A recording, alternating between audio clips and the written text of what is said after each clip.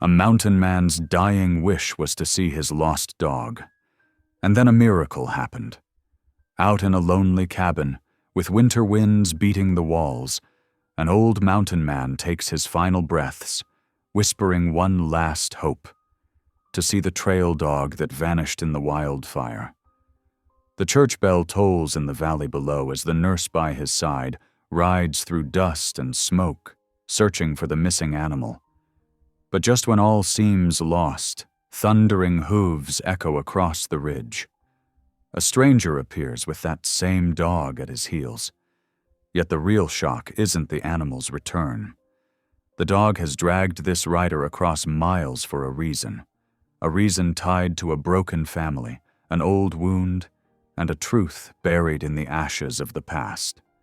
And as the dying man reaches for the animal he thought he'd never see again, the air shifts, because this reunion is only the beginning of something far greater.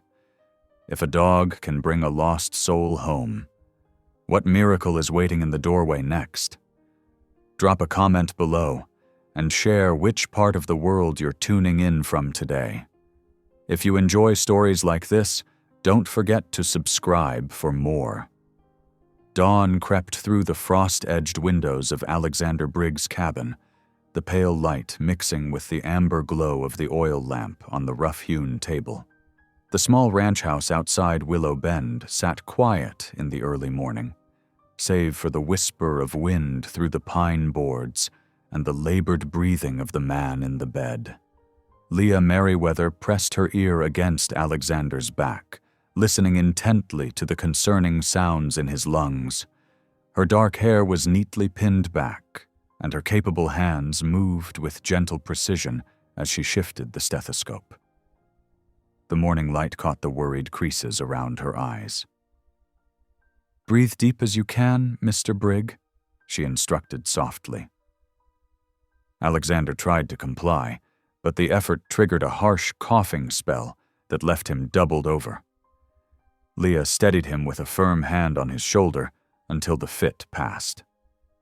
When he finally caught his breath, she helped him lean back against the headboard, adjusting the pillows behind him. "The smoke damage from the fire." She hesitated, choosing her words carefully. "It's not improving like I'd hoped." Alexander's thin frame seemed to sink deeper into the bed. Months of illness had worn away his once sturdy build, leaving shadows beneath his eyes and hollows in his cheeks. Yet there was still strength in how he held himself, a quiet dignity that illness couldn't strip away. "Reckon I already knew that," he said, his voice rough but gentle. "Can feel it getting harder day by day." Leah busied herself putting away her medical instruments, her movements precise but troubled. The morning light streamed stronger now through the cabin windows, highlighting the sparse furnishings, the wood stove, the straight-backed chair, the shelf of dried herbs she'd brought to ease his breathing. "Don't you give up hope," she said firmly. "The Lord works in ways we can't always see." Alexander's weathered hands plucked restlessly at the quilt covering his legs. "Miss Merriweather, Leah, I need to tell you something." He paused, gathering strength. "I can feel my time's running short. Don't sugarcoat it for my sake." "Alexander," he held up one hand. "Please, let me speak my piece." His eyes, though fevered, held a clear purpose. "There's just one thing I wish for now, before—" He swallowed hard. "I need to see Scout again, just once." Leah sat carefully on the edge of the bed, her heart aching at the raw longing in his voice. Scout, the faithful trail dog who'd been Alexander's constant companion for years, had vanished the night of the terrible wildfire that had nearly claimed Alexander's life and left his lungs so damaged. "That dog," Alexander continued, his voice thick with emotion. "He was more than just an animal to me. He was—" He looked away, blinking hard. "After everything else was gone, my Sarah, my boy Luke, Scout stayed, never judged, never left, until that night." Leah reached out and covered his hand with hers. "I'll ask around again today. Someone must have seen him." A ghost of a smile touched Alexander's lips. "Much obliged, though I reckon it's a fool's hope after all these months." "Hope is never foolish," Leah said firmly. She stood and began gathering her things, but paused to mix a fresh batch of the herbal tea that helped ease his breathing. "Drink this while it's hot. I'll be back this evening to check on you." The morning had warmed to afternoon by the time Leah guided her horse up the trail to the Watson Ranch. The autumn sun cast long shadows across the yellowing grass, and a cool breeze carried the scent of pine from the distant mountains. Her medical bag bumped steadily against her side as she rode. Martha Watson was hanging washing when Leah arrived. The older woman's face creased in a welcoming smile. "Miss Merriweather, didn't expect to see you today. Nobody sick, I hope?" "No, nothing like that." Leah dismounted, patting her horse's neck. "I'm actually asking after a dog, Scout, Alexander Briggs' trail dog. Have you or John seen any sign of him lately?" Martha's smile faded to sympathy. "Can't say as we have. Not since before that terrible fire." She pinned a sheet to the line, the white fabric snapping in the wind. "How is Alexander doing?" "Not well," Leah admitted. "He's failing, Martha. His one wish is to see Scout again." "Poor soul," Martha shook her head. "We'll keep an eye out, of course. John's up checking the north fence line today. I'll ask him when he gets home." Leah's next stop was the Miller place, a smaller ranch tucked into a sheltered valley. Sarah Miller listened with kind attention, but had no news to share. Her young sons, playing in the yard, promised to watch for any dogs matching Scout's description. The sun was sinking toward the mountains when Leah finally returned to Alexander's cabin. She dismounted wearily, her hopes of good news dashed. The autumn evening was drawing in quickly now, bringing with it a sharp chill that spoke of winter's approach. Inside, she found Alexander propped up in his chair by the fire, a blanket wrapped around his shoulders. He looked up as she entered, reading the answer in her face before she could speak. "No luck?" he asked softly. "I'm sorry," she said, hanging her shawl by the door. "But I'll keep looking. The Watsons and Millers both promised to watch for him." She moved to the kitchen area, gathering ingredients for a nourishing broth. The familiar routine of cooking helped ease the helpless feeling in her heart. As she worked, Alexander's voice drifted over from the fireplace. "Been thinking about Luke today," he said quietly. "My boy." His words were interrupted by a brief coughing spell. When he continued, his voice was rougher. "He'd be 23 now. Sometimes I wonder if he ever thinks about his old father." Leah stirred the broth slowly, knowing how rarely Alexander spoke of his son. The story had come out in pieces over the months she'd been caring for him. How Luke had left home at 18 after a bitter argument. How pride and stubbornness on both sides had kept them apart. "Children have a way of finding their way home," she said gently. "Especially when love is waiting for them." "Reckon I waited too long to show that love plain enough," Alexander replied. His voice held the weight of years of regret. "Should have told him more, shown him better. Now here I am, running out of chances to make it right." The fire popped and crackled, sending shadows dancing across the cabin walls. Leah ladled the finished broth into a bowl and brought it to Alexander. His hands trembled slightly as he took it. "Thank you," he said. "Not just for this. For everything. Don't know what I'd have done these past months without your help." "That's what neighbors are for," she replied simply, though they both knew she'd gone far beyond a neighbor's duty in her care. As the evening deepened into night, Alexander's breathing grew more labored. Leah helped him back to bed, propping him up with extra pillows to ease his struggle for air. The coughing spells came more frequently now, each one leaving him more drained than the last. Leah settled into the chair by his bedside, her medical bag close at hand. The oil lamp cast a warm circle of light around them, beyond which the cabin's shadows gathered thick and deep. Outside, a coyote called lonely across the hills, and the wind whispered through the eaves. As Alexander finally drifted into an uneasy sleep, Leah bowed her head in prayer. Her whispered words were barely audible above the pop and hiss of the fire, but they carried all the fervor of her heart. Lord, if it be your will, grant him this one comfort. Let him see Scout again before— She couldn't finish the thought aloud, but her silent plea continued in her heart, asking for mercy for this good man who had suffered so much. The night deepened around the little cabin. Alexander's breathing rasped in the darkness, each breath a struggle. Leah remained at her post, watching over him, feeling the weight of time slipping away like sand through an hourglass.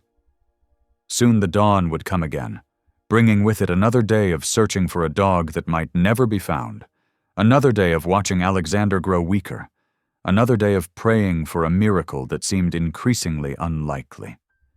But for now, she kept her vigil, a steady presence in the night, holding on to hope even as it seemed to fade like stars before the coming dawn.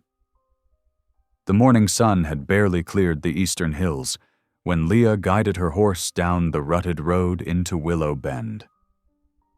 The small frontier town was already stirring to life, with smoke rising from chimneys and the clang of the blacksmith's hammer ringing through the crisp autumn air. She reined her horse to a stop outside the general store, taking care to secure him properly. The wooden steps creaked under her boots as she climbed to the porch, where old Mr. Peterson sat in his usual rocking chair, whittling a piece of pine. "Morning, Miss Merriweather," he called out, his weathered face crinkling into a smile. "You're in town early today." "Morning, Mr. Peterson. Have you seen any strange dogs around lately? Particularly a mottled trail dog?" The old man shook his head slowly. "Can't say as I have, though Tom Weber mentioned seeing wolf tracks up near Burnt Ridge last week. Dangerous country up there since the fire." Inside the store, Mrs. Henderson was arranging jars of preserved fruits on the shelves. The bell above the door jangled as Leah entered, and the familiar scents of coffee, leather, and tobacco wrapped around her. "Leah, dear," Mrs. Henderson exclaimed, "how's poor Mr. Brigg doing?" "Not well, I'm afraid." Leah began gathering supplies, bandages, dried herbs, and basic provisions. "I'm actually here asking about his dog, Scout. Have you heard anything from any of the freight wagons coming through?" Mrs. Henderson's round face grew serious. "Those wagons barely make it through nowadays. The burned timbers made the high passes treacherous. Billy Matthews lost 2 horses last month when a deadfall spooked them." She lowered her voice. "And there's been talk of wolf packs moving down from the mountains since the fire drove out their usual prey." Leah's heart sank, but she kept her voice steady. "If you hear anything about Scout, would you send word? It would mean the world to Alexander." From the general store, Leah made her way to the blacksmith's shop. The heat from the forge hit her like a wall as she approached. Jake Wilson paused in his work, setting down his hammer and wiping his brow with a soot-stained sleeve. "Miss Merriweather?" he nodded. "What brings you to my shop?" "I'm looking for news of Alexander Brigg's dog, Scout. Have any riders mentioned seeing him?" Jake shook his head grimly. "That fire changed everything up there. Burned out all the game, scorched the timber. Had 3 hunters through here yesterday talking about how the wolves are getting bold, coming down closer to the settlements." He hesitated. "A dog alone up there? Well, I wouldn't hold out much hope." The livery stable was her last stop. The stablemaster, Dan Tucker, was currycombing a bay mare when she entered, The familiar sense of hay, horse, and leather filled the cool dimness. "Morning, Miss Leah," Dan called out. "Need your horse looked after?" "No, thank you. I'm asking after Scout, Alexander Briggs' trail dog. Has anyone passing through mentioned seeing him?" Dan's weathered face grew thoughtful. "Had a cattle drive through last week. One of the hands mentioned seeing a dog up near Eagle Pass, but it was probably just a coyote. That country's mighty rough since the fire. Nothing but black stumps and slide rock up there now." By mid-afternoon, Leah was back at Alexander's cabin. She found him in his chair by the window, gazing out at the distant ridges where wisps of fog clung to the burned timber. His face was drawn with pain, but his eyes brightened slightly at her return. "No news?" he asked, though he clearly knew the answer. "I'm sorry," she said softly, setting down her supplies, "but I'll keep asking." She busied herself preparing a fresh pot of medicinal tea, adding extra honey to soothe his raw throat. When she brought it to him, he was lost in thought, his gaze distant. "Been remembering Luke today?" he said quietly. "How he used to follow me everywhere when he was small, trying to match my stride exactly." A ghost of a smile touched his lips. Such a serious little fellow he was. Leah settled into the chair opposite him, sensing he needed to talk. "Tell me more about him." "He had his mother's eyes, clear blue like summer sky, and her spirit, too, strong, determined." Alexander's voice grew rough with emotion. "After she passed, I didn't handle things well. Threw myself into work, stayed away too long on hunting trips, left him alone too much."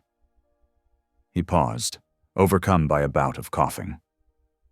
Leah waited patiently until it passed, then handed him the tea. His hands trembled slightly as he took it. "The last time I saw him," Alexander continued, "he was 18.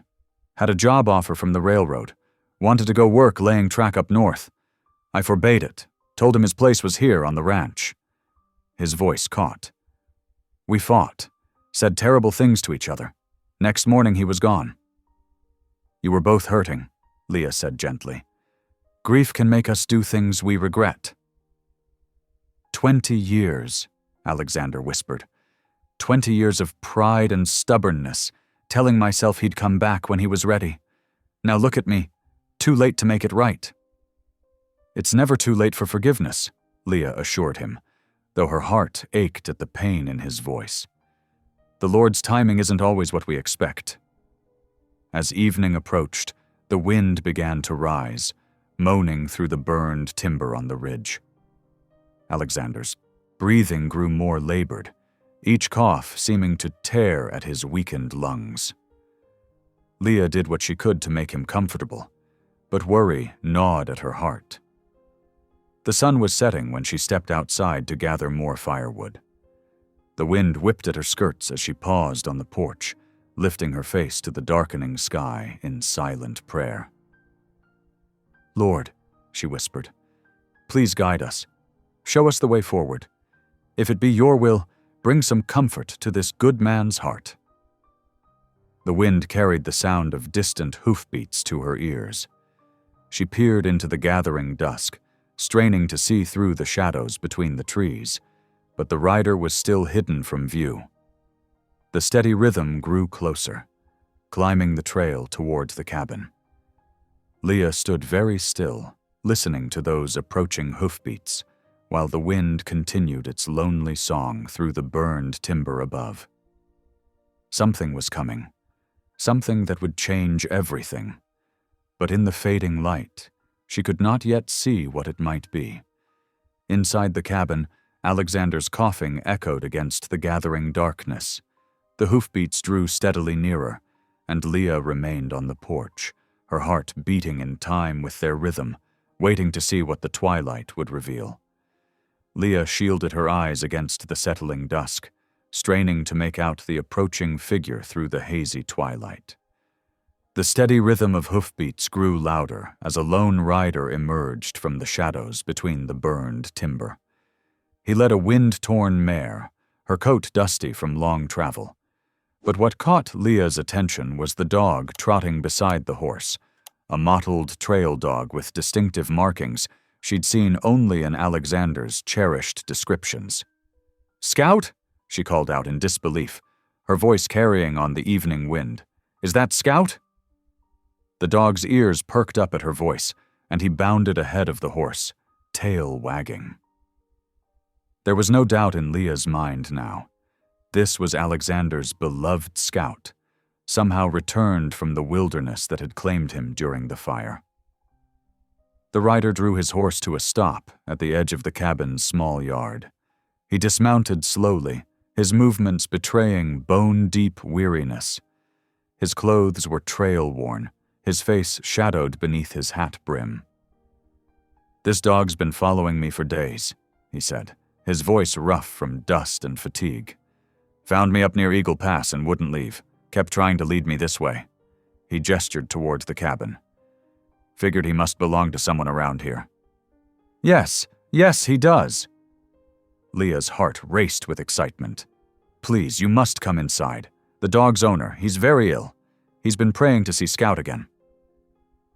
The rider hesitated, but Scout circled back and nudged his leg, whining softly. "Let me see to my horse first." "Of course. There's a lean-to round back with fresh water and some hay." Leah could barely contain her impatience. "Please hurry, though. This reunion, it's more important than you know." While the rider tended to his mount, Leah knelt beside Scout, running her hands over his coat. Despite months in the wild, he seemed healthy, though leaner than she'd imagined from Alexander's descriptions. The dog licked her hands, then turned expectantly toward the cabin door, whining. Yes, he's inside," she whispered. "Oh, Scout, you've come at just the right time." The rider returned, his spurs jingling softly on the wooden porch steps. Leah quickly explained as she led them to the door. "Mr. Brigg was caught in last summer's wildfire. The smoke damaged his lungs. He's been failing these past months, and his one wish has been to see his dog again." She opened the door, and Scout darted past her. The dog made straight for Alexander's bed, leaping up beside his master with a joyful whine. Alexander's eyes flew open at the familiar weight and warmth. "Scout?" His voice cracked with emotion as the dog pressed close, tail thumping against the quilts. "Scout, is it really you, boy?"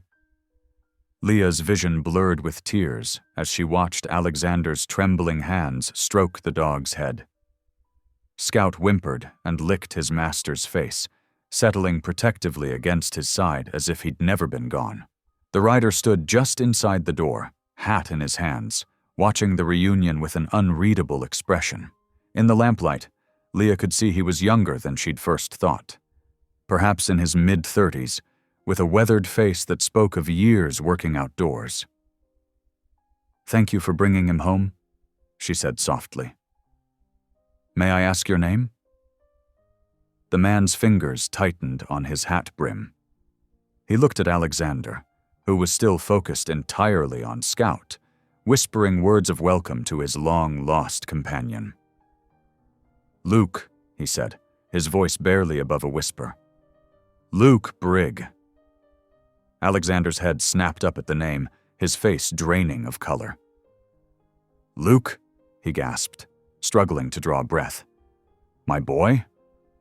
Leah's hand flew to her mouth as she looked between father and son, understanding dawning. This wasn't just the miracle of Scout's return, it was something far greater. The dog had somehow found the one person Alexander needed most, and led him home. Alexander tried to sit up, setting off a bout of coughing. Leah hurried to support him while Scout pressed closer, whining with concern. When the coughing subsided, Alexander reached a shaking hand toward his son. "Luke," he whispered again. "Is it really you?" Luke hadn't moved from his spot by the door. His face was a storm of emotions, uncertainty, pain, perhaps even fear. He looked like a man who'd stumbled onto something he wasn't prepared to face. "I didn't know," he said roughly. "When the dog found me, I didn't know he was leading me here. To you." "Please." Alexander's voice was barely audible. "Please come closer. Let me see you properly." Luke took one hesitant step forward, then another. The lamplight revealed features Leah had missed before, eyes the color of summer sky, just as Alexander had described. The set of his jaw, the way he held himself, spoke of both strength and caution. 20 years, Alexander said, his voice breaking. 20 years I've prayed to see your face again. You're sick. It wasn't a question. Luke's eyes took in his father's gaunt frame, the pallor of his skin, the difficulty of his breathing. "The fire last summer," Leah explained quietly. "He was trying to help evacuate the higher pastures. The smoke—" "Caught in it myself up north," Luke said. "Lost 2 good horses getting people clear of it." He paused, struggling with something. "When did Scout disappear?" "That same night," Alexander answered, one hand still buried in the dog's fur. "We got separated in the smoke. I thought I'd lost him forever. Like I lost you." The words hung in the air between them, heavy with 2 decades of regret. Scout looked from father to son, tail thumping hopefully against the bed. The dog's simple joy at having his family together stood in sharp contrast to the complicated human emotions filling the small cabin. Leah moved quietly toward the door. "I should step out, give you privacy." "No," both men said at once, then looked at each other in surprise at the shared response. "Please stay," Alexander added softly. "I might need—" He didn't finish, but Leah understood. He might need her medical help, or perhaps just her steady presence as anchor while he navigated these emotional waters. Luke finally moved all the way to his father's bedside, though he remained standing. Scout shifted to press against his leg while keeping contact with Alexander, physically bridging the space between father and son. "You look like your mother," Alexander said, his voice thick with emotion. "Those eyes—" "Don't!" Luke cut him off. "Not yet. I'm not ready for that." Alexander nodded, accepting this boundary. "Will you at least tell me where you've been? What you've done with your life?" "Railroad work mostly. Laying track up north. Some ranch work in between seasons." Luke's voice was carefully neutral. "Made my way, like I said I would." "I was wrong," Alexander said suddenly, the words bursting from him. "Wrong to try to force you to stay. Wrong to say what I said that day. I've regretted it every day since." Luke's hands clenched at his sides. 20 years is a long time to wait to say that. "I know. Pride and stubbornness, they're terrible things. I thought—" Alexander's voice caught, and he coughed harshly. Leah moved to help him sit up straighter, adjusting his pillows. When he could speak again, his voice was weaker. "I thought there'd be time. Thought you'd come back when you were ready, and then I'd make it right. I didn't know—" "Didn't know you'd get sick?" Luke's voice held a bitter edge. "Didn't know it might be too late?" "Luke," Leah said gently, "your father's been asking for you. Even before he fell ill, he spoke of you often, with great regret and love." "Love?" Luke laughed harshly. "Is that what you call it when you drive your son away? When you try to cage him, control him?" "No," Alexander whispered. "That wasn't love. That was fear. Fear of losing you like I lost your mother. Fear of being alone. I handled it all wrong, son. So wrong." Scout whined softly, pressing harder against Luke's leg.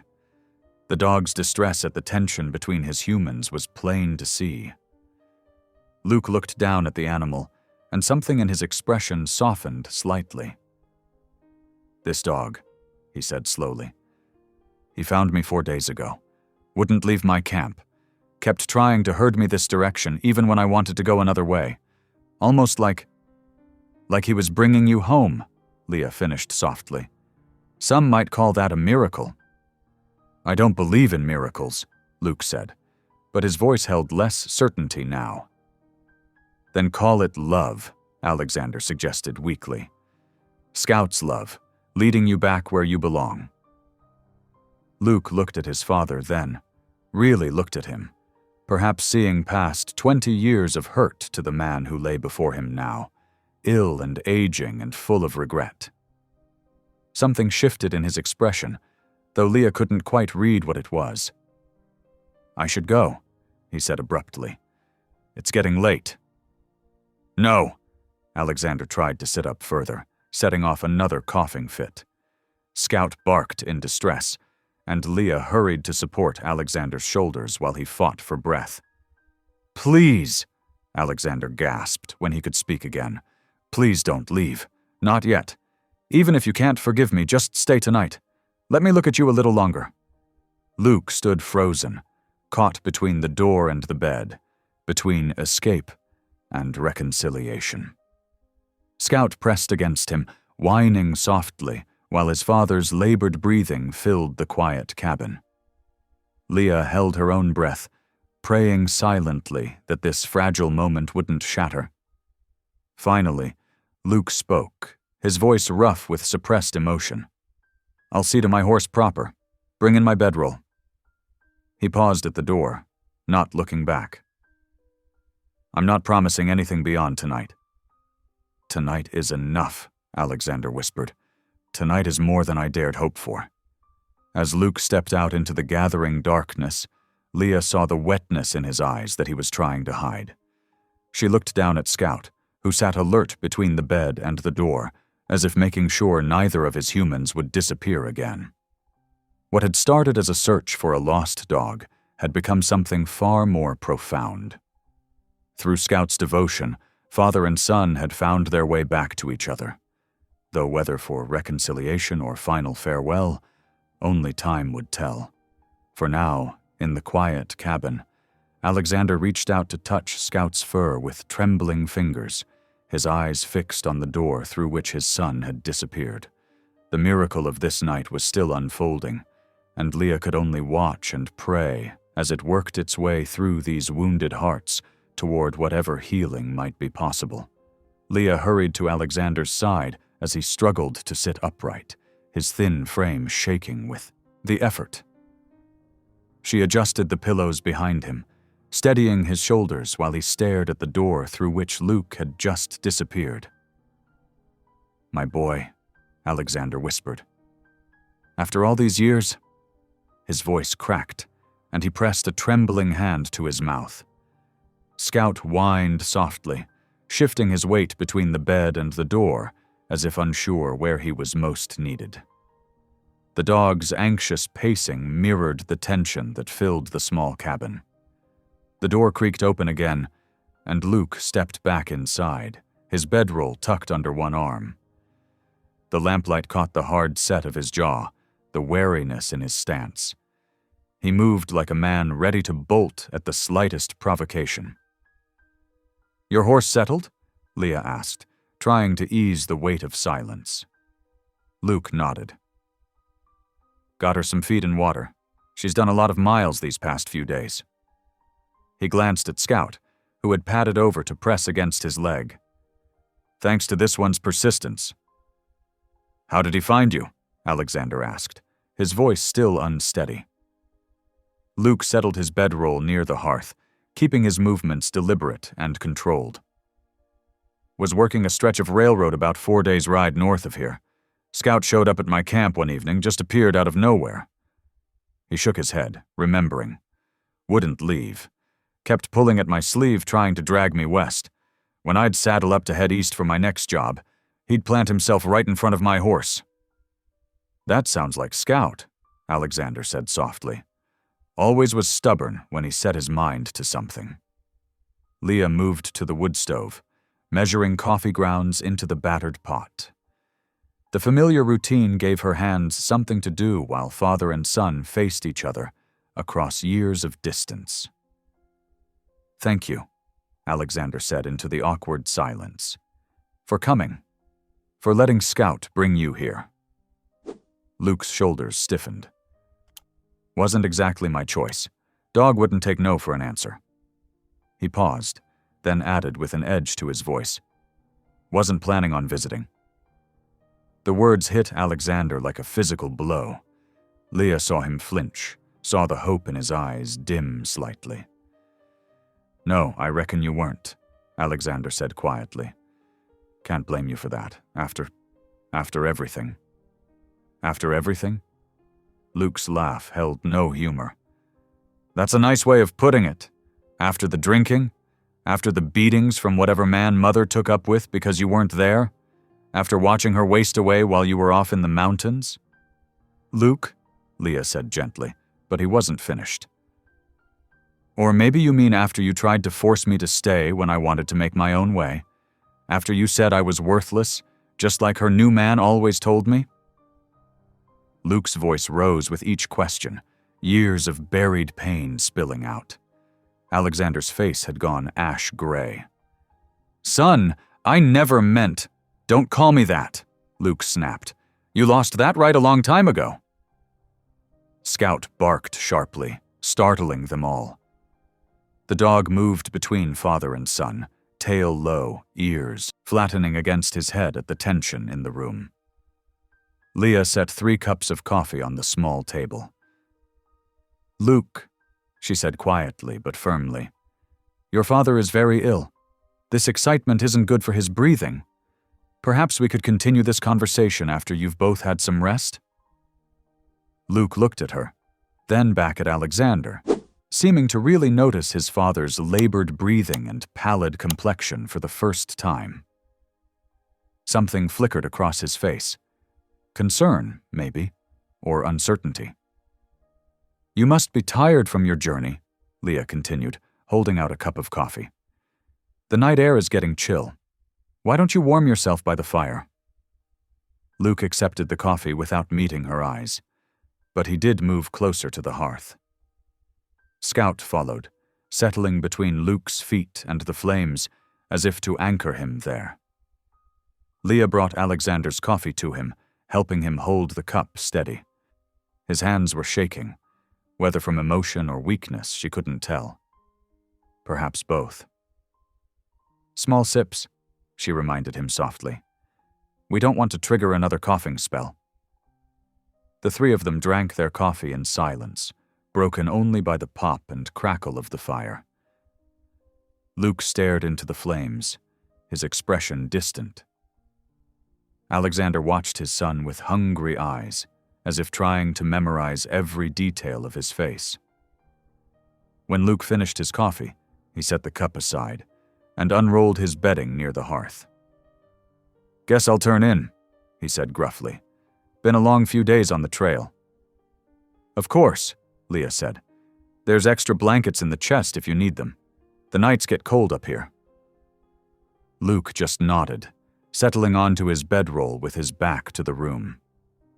Scout lay down beside him, head resting on Luke's legs, but kept his eyes fixed on Alexander's bed. Leah helped Alexander ease back against his pillows. Try to rest, she whispered. I'll be right here if you need anything. But Alexander's eyes remained open, fixed on his son's form by the fire. The minutes stretched into hours. Luke's breathing eventually deepened into sleep, but Alexander maintained his vigil. Twice during the night, Leah checked Alexander's breathing, pressing her ear to his chest to listen to the congestion in his lungs. Scout never moved from his position between father and son, as if determined to keep them both in sight. The fire burned low, casting dancing shadows on the cabin walls. Outside, an owl called, and somewhere in the distance, a coyote answered. The familiar night sounds of the frontier drifted through the cabin's chinked logs, a reminder of the vast wilderness that had shaped all their lives. Near dawn, while Luke still slept, Alexander reached for Leah's hand. Look at him, he whispered, his voice rough with emotion. My boy, all grown up, Strong and capable, just like I always knew he'd be." "He's here now," Leah said softly. "That's what matters." Alexander's grip tightened on her fingers. "Do you think—" He paused, swallowing hard. "Do you think God might be giving me one last chance? To make things right?" Leah squeezed his hand gently.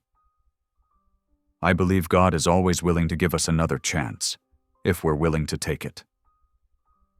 "I've prayed so long," Alexander whispered, his eyes never leaving Luke's sleeping form. "Prayed to see him again? To tell him I'm sorry? To try to explain—" His voice caught. "I don't deserve this miracle, but oh, how grateful I am for it." The first gray light of dawn was seeping through the cabin's small window. Luke shifted in his sleep, and Scout's tail thumped once against the floorboards.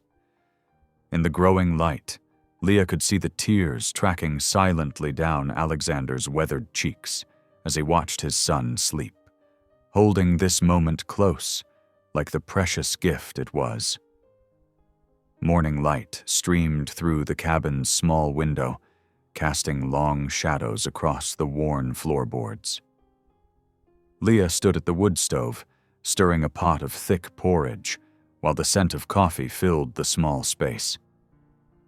Scout's nails clicked against the floor as he paced between Alexander's bed and Luke's spot by the cold hearth, his tail low and ears alert to the tension hanging in the air. "Breakfast will be ready soon," Leah announced, keeping her voice deliberately light. "There's fresh coffee, too." Luke pushed himself up from his bedroll, running a hand through his disheveled hair. "Much obliged. I should check on my mare first, though." "Of course," Leah nodded. "Take your time." As Luke stepped outside, Scout hesitated, looking between the door and Alexander's bed before trotting after Luke. Alexander watched them go, his face drawn with exhaustion despite the night's rest. "Did you sleep at all?" Leah asked quietly, bringing him a cup of coffee.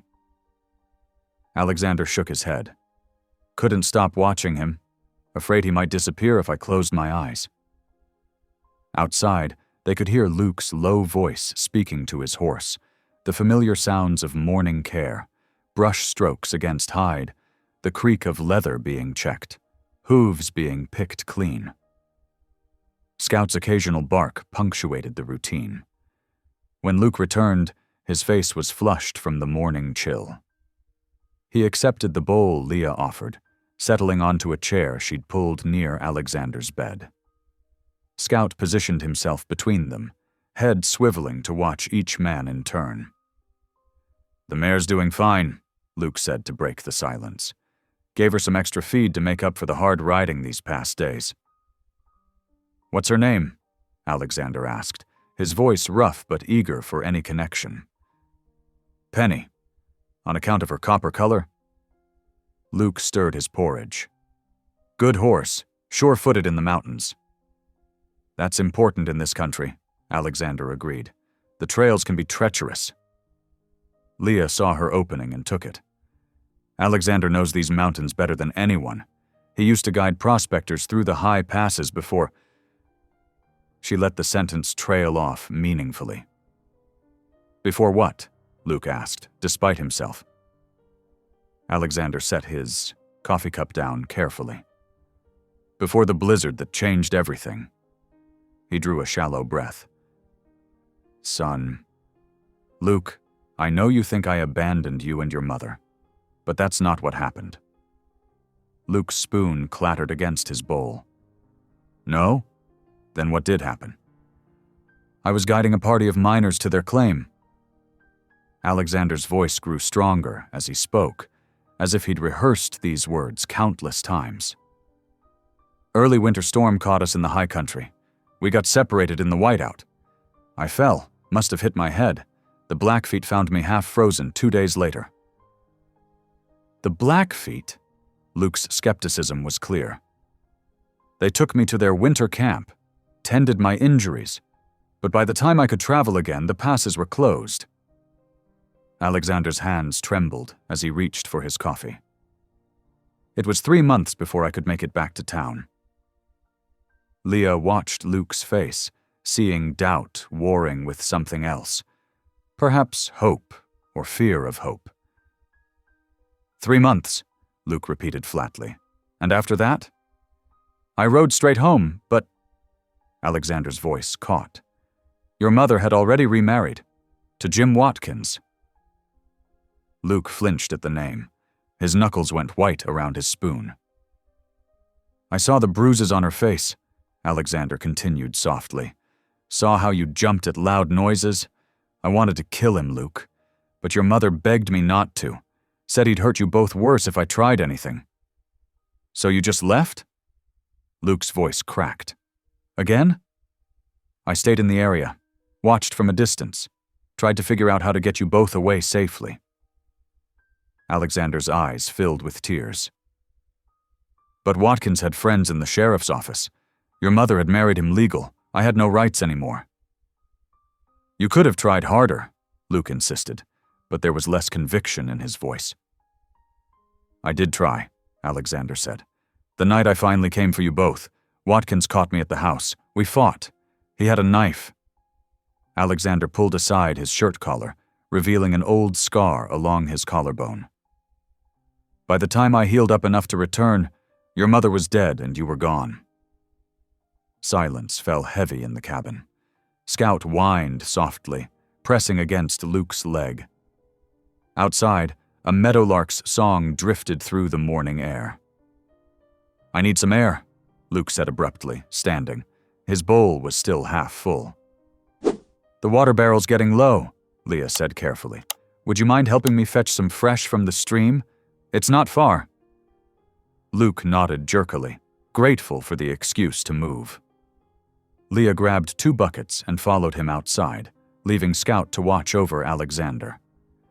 They walked in silence down the worn path to the stream, their boots crunching on frost-covered grass. The morning sun had not yet reached this shadowed hollow, and their breath misted in the cool air. At the stream, Luke plunged his bucket into the clear water with more force than necessary, splashing his boots. He's dying, you know, Leah said quietly. Luke's shoulders stiffened. What? The smoke? Damage to his lungs from last summer's fire. It's getting worse. He probably has only days left. Leah kept her voice gentle but firm. That's why Scout brought you here now. Animals sense these things. Luke stared into his filled bucket, watching the water settle. Why are you telling me this? Because you deserve to know the truth, all of it, while there's still time. Leah dipped her own bucket carefully.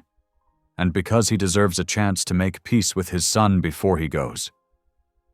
You believe his story? Luke asked, not looking at her. I do. Leah straightened, adjusting her grip on the heavy bucket. I've been caring for him for months now. A dying man has no reason to lie. Luke said nothing, but he lifted both buckets himself for the walk back, leaving Leah's hands free. They returned to find Alexander attempting to sit up in bed while Scout watched anxiously. What are you doing? Leah hurried to his side. Thought I might try sitting outside for a spell, Alexander said. Such a fine morning. I'll help, Luke said suddenly. Everyone looked at him in surprise, but he moved forward, supporting his father's weight as Alexander swung his legs over the side of the bed. They managed a few steps before the coughing started. It was a horrible sound, deep and wet and racking. Alexander's knees buckled. If not for Luke's grip, he would have fallen. Back to bed, Leah ordered, already reaching for her medical bag. You're not strong enough today. Luke helped ease his father back onto the mattress, his face pale as he watched Alexander struggle for breath. Leah mixed her herbs and medicines, but it was several frightening minutes before the coughing eased. I'm sorry, Alexander whispered when he could speak again. Thought I could manage it. Rest now, Leah soothed, adjusting his pillows. She glanced at Luke, who stood frozen by the bed. "Would you build up the fire? He needs to stay warm." Luke moved woodenly to the task, but his eyes kept straying to his father's bed. The afternoon crept by in worried silence.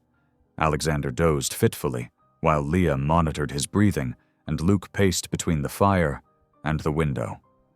As evening approached, Leah changed Alexander's sweat-soaked sheets and helped him sip some broth. His skin felt cooler than it should, and his breathing was more labored than she'd ever heard it. "Luke," she said softly when Alexander had drifted off again. "Will you stay another night?" Luke stood at the window, watching the sunset paint the mountains gold and purple. Scout pressed against his leg, looking up at him with pleading eyes. "Yes," he said finally. "I'll stay." Leah nodded, turning back to her patient. She didn't say what she was thinking, that they might have even less time than she'd feared. That reconciliation would need to come quickly, if it was to come at all. Instead, she lit the lamps against the gathering darkness and prayed that tomorrow would bring the healing this broken family so desperately needed. The first pale light of dawn crept through the cabin's single window, painting the rough-hewn walls in soft gray. Luke stirred from his bedroll near the hearth, awakened by Scout's gentle whine. The dog sat by Alexander's bed, ears perked, watching the old mountain man's labored breathing. Leah was already up, gathering her medical supplies into a worn leather satchel. She moved quietly, trying not to disturb the fragile morning peace. "I need to ride into town for more medicine," she explained in a low voice when she noticed Luke watching. His fever broke in the night, but his breathing... She shook her head. "I'll be back as quick as I can." Luke sat up, running a hand through his disheveled hair. "What do you need me to do?" "Keep him warm. Try to get him to drink water when he's awake." Leah hesitated. "Just be here with him."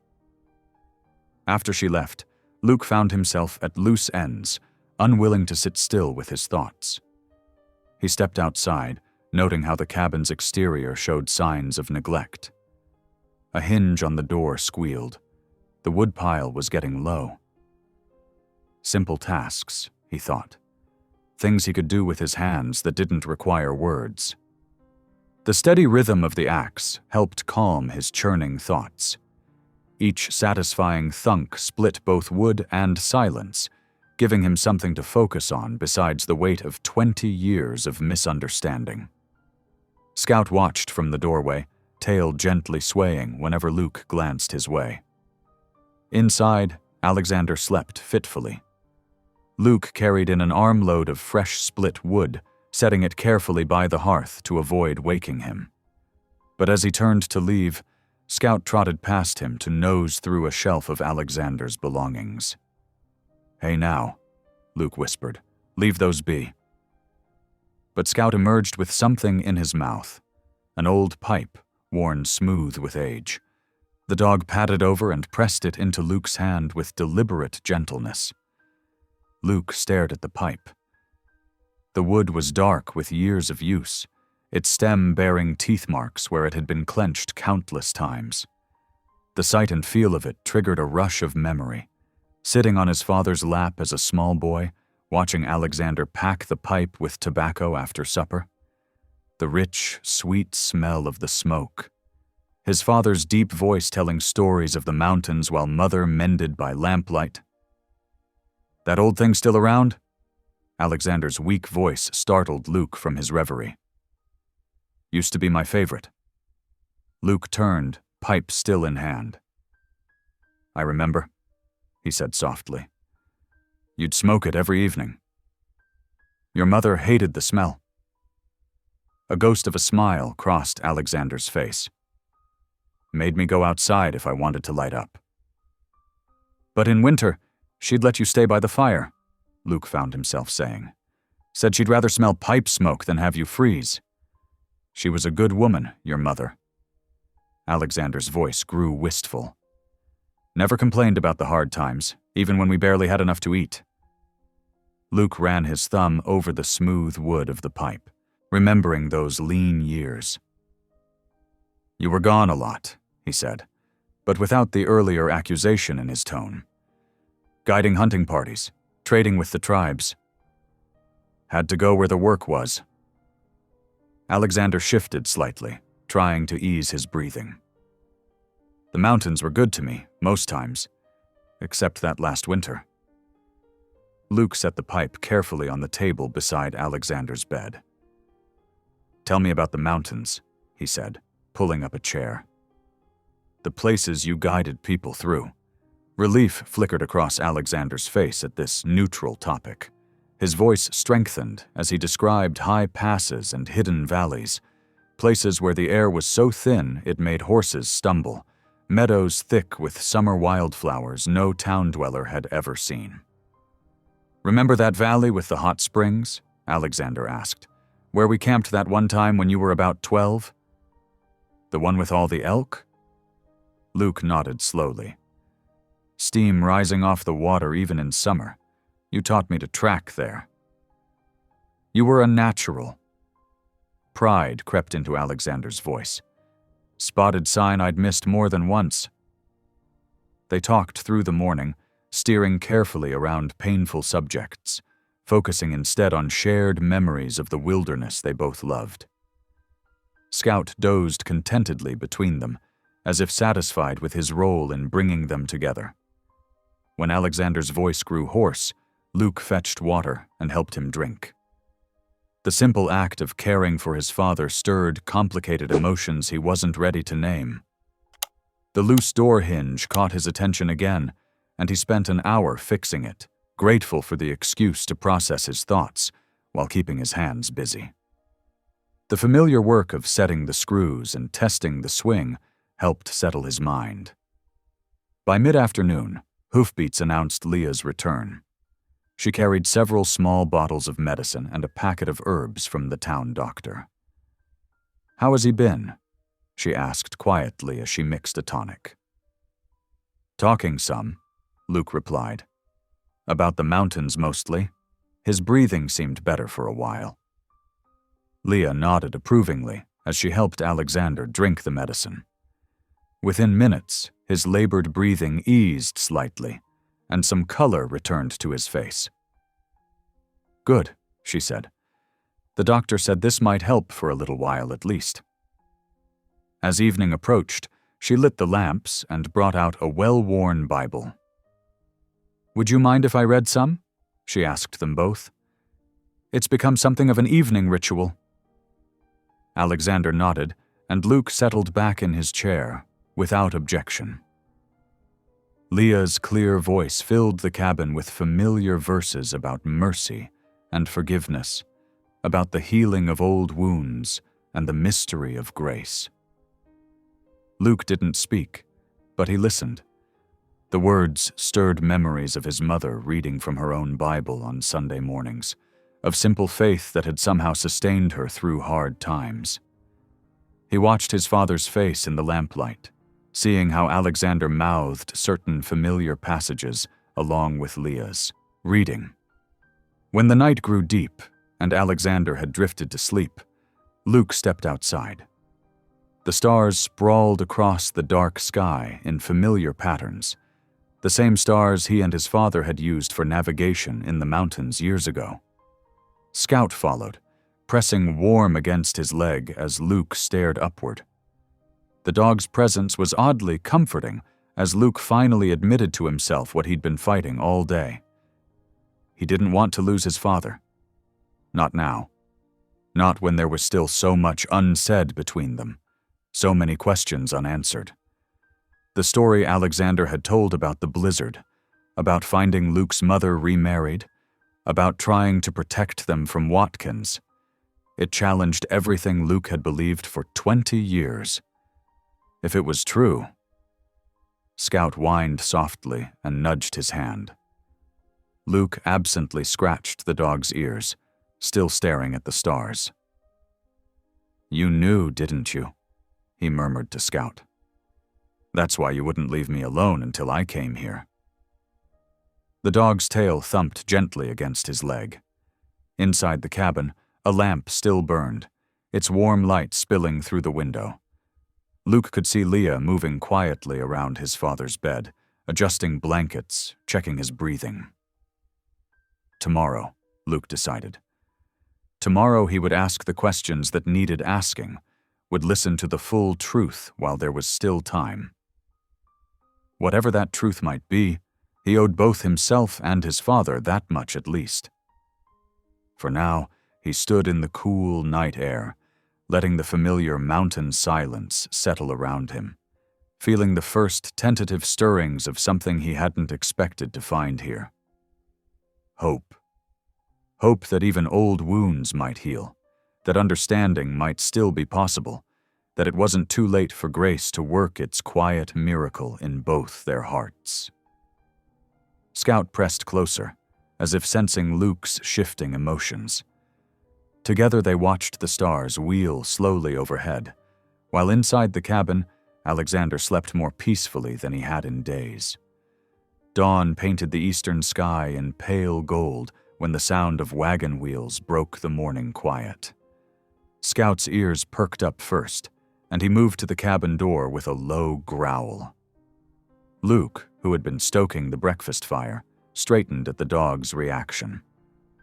Leah paused in mixing herb tea for Alexander. "Expecting anyone?" "No," Luke said, moving to the window. His shoulders tensed as he peered out. "Railroad wagon." Through the glass, they watched a heavy freight wagon pull up, driven by a stern-faced man in a company coat. The foreman's expression was as hard as the early frost coating the ground. "Foreman Caldwell," Luke muttered, recognition darkening his face. "This can't be good." The wagon wheels creaked to a halt, and Foreman Caldwell climbed down with practiced efficiency. His boots crunched on the frozen ground as he strode toward the cabin. Scout's growl deepened. "Easy now," Luke told the dog, though his own jaw was set tight. The foreman's knock was more like a demand than a request. Luke opened the door, positioning himself in the frame so the man couldn't simply push past. "Brig," Caldwell said curtly. "You're a hard man to find." "Wasn't hiding," Luke replied, keeping his voice level. "What brings railroad business out here?" Caldwell pulled a folded paper from his coat. "You know well enough. The timekeeper's records from last month show serious discrepancies. Workers claiming double pay, shifts that don't add up." His eyes narrowed. "Your name's mixed up in it." "That's not possible," Luke said. "I worked my shifts fair and square, logged every hour proper." "The books say different." Caldwell's tone carried the weight of authority. "You'll need to come back to the rail office and sort this out. Today." From his bed, Alexander started coughing, the harsh sound drawing the foreman's attention past Luke's shoulder. Leah moved quietly to Alexander's side, helping him sit up. "I can't leave today," Luke said firmly. "My father's ill." "This isn't a request, Brig. There's serious money missing, and the company wants answers." Caldwell's hand rested meaningfully on his coat pocket. "Don't make me bring a deputy back here." Leah stepped forward, her calm presence filling the doorway beside Luke. "Sir," she said, "I'm Leah Merriweather, the frontier nurse. Mr. Briggs' father is very ill. Surely you can see that taking his son away right now would be cruel." Caldwell hesitated, glancing between them. The morning light caught the silver threading in his hair, hinting at years of experience handling difficult situations. "Ma'am," he said, his tone slightly softer but still firm, "I understand it's poor timing, but there's over $200 unaccounted for in the payroll. The company takes that very seriously." "I never took a cent that wasn't mine," Luke insisted, color rising in his face. "That timekeeper Jenkins, he was always making mistakes, writing down wrong hours, mixing up names." Jenkins is gone, Caldwell said flatly. Disappeared last week with his books in chaos. That's why we're tracking down everyone named in the disputed records. Alexander's voice came weak but clear from inside. Son, let him in. We should talk this through proper. Luke reluctantly stepped aside, and Caldwell entered the cabin. Scout kept close to Luke's leg, watching the foreman with wary eyes. 3 days, Caldwell said after taking in the scene, the sick man in the bed, the medicine bottles on the table, the obvious signs of a family crisis.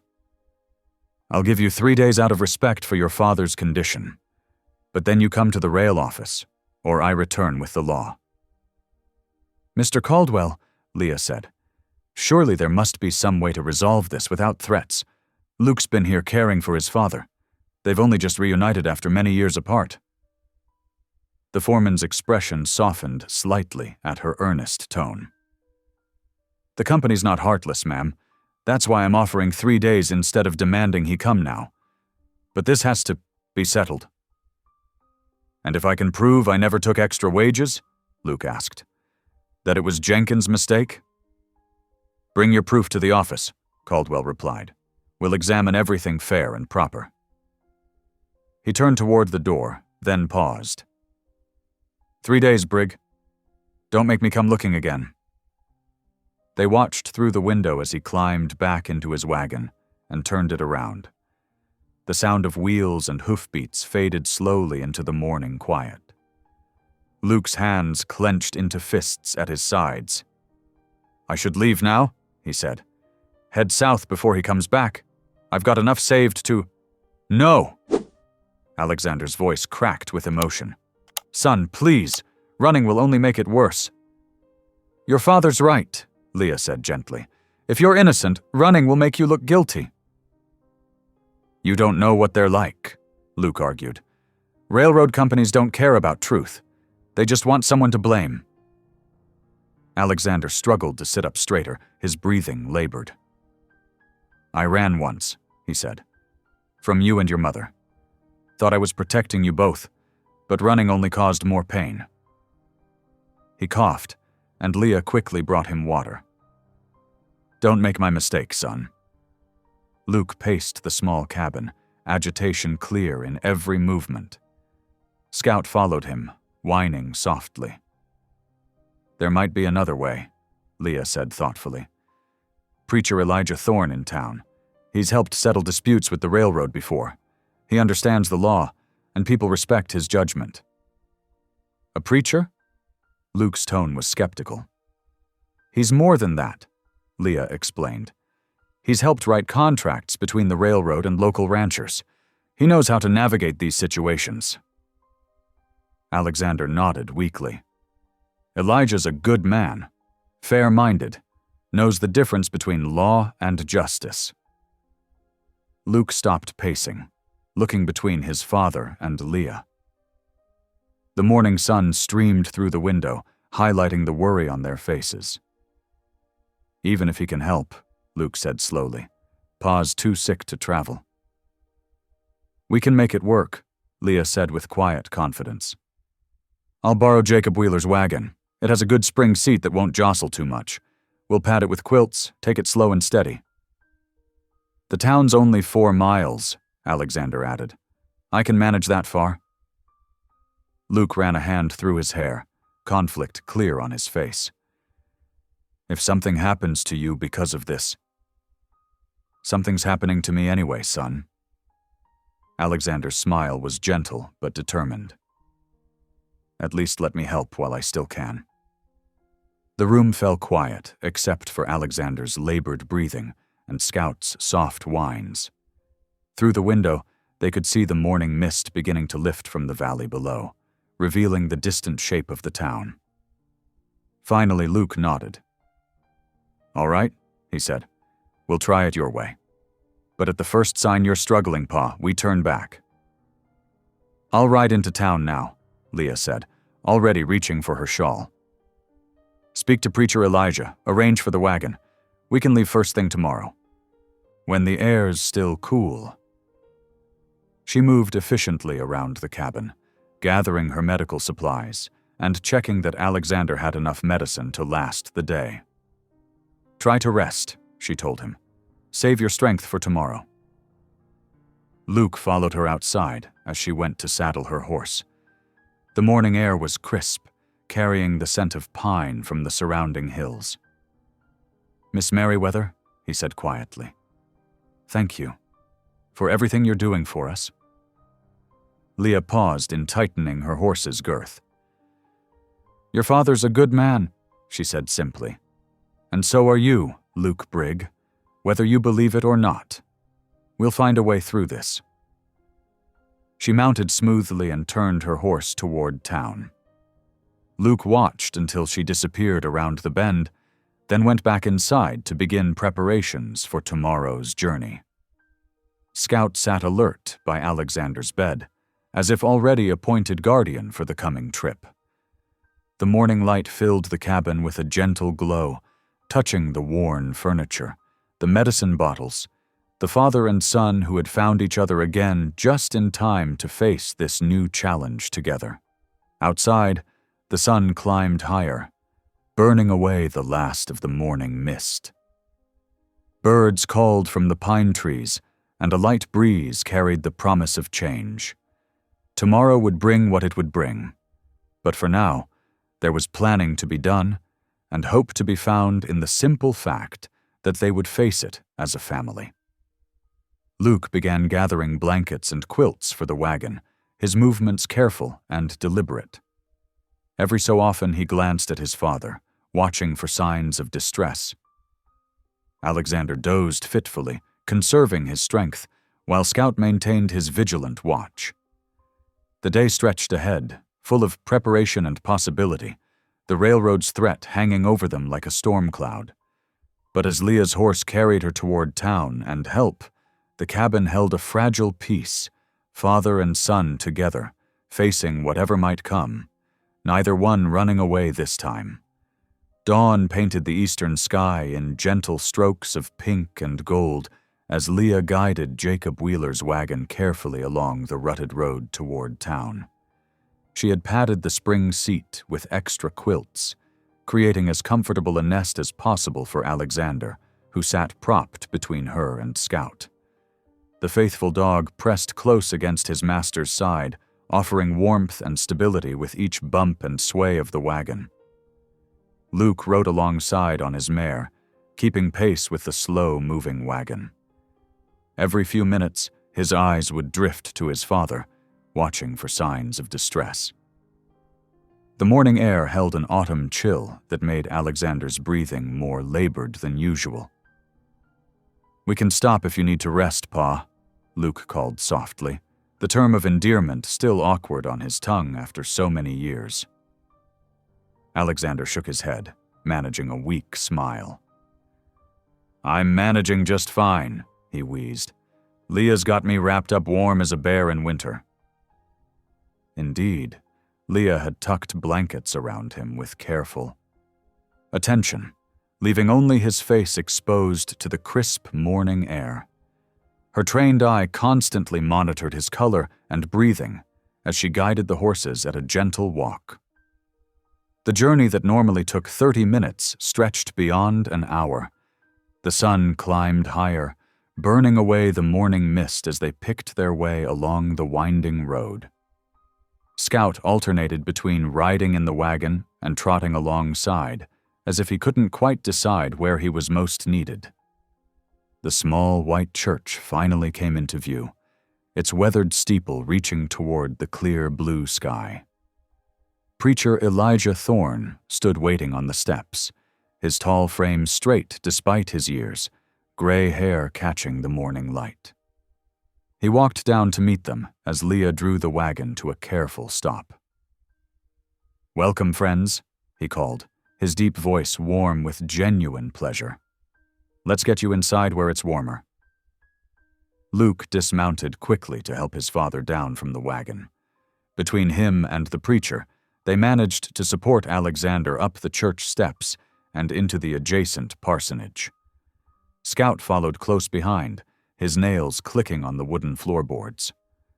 The parsonage front room was simple but welcoming, warmed by a cheerful fire in the stone hearth.